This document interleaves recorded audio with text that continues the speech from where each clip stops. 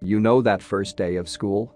The day you feared, the day you held your mother's hand in a tight grip, afraid to let her go. What if that happened every single day? Apparently that's what happened to my friend Jonathan a few years ago. We were still in high school, freshmen, and lived your everyday life. One day, though, Jonathan got sick.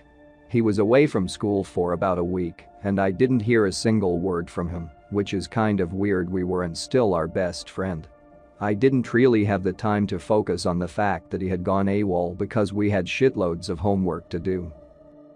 After that week had passed, I met Jonathan again. He was as healthy as ever, although a little bit pale.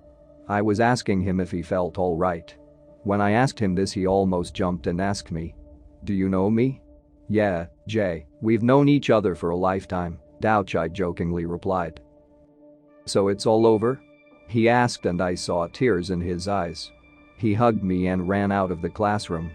I was confused by his actions and went to his house after school. His mother let me in. Jonathan was in the living room, apparently having a chat with his father.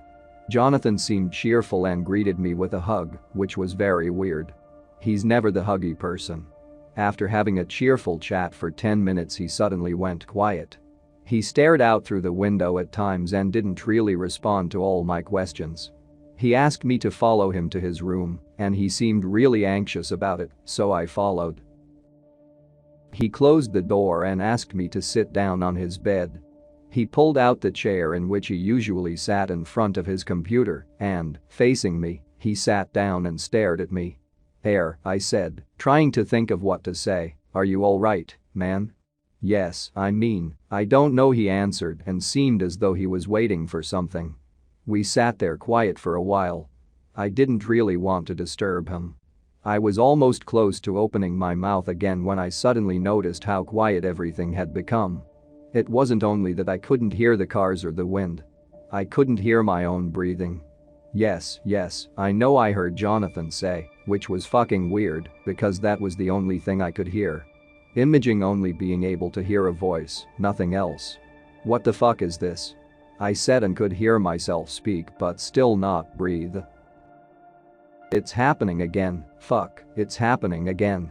"No one remembered me," he said in the creepiest fucking voice I had ever heard. "Fuck it, I'm out of here," I said, and as I was about to leave, Jonathan said his last words to me. "Don't look back at him." I shook my head and left the place as quickly as I could. I thought that Jonathan wasn't feeling well, and what had just happened was just some weird mind fuck. He never came back to school. He never came to visit me. His parents just couldn't find him. It was as if though he had disappeared into thin air.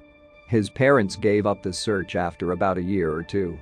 A funeral was held in his name, but there wasn't a body.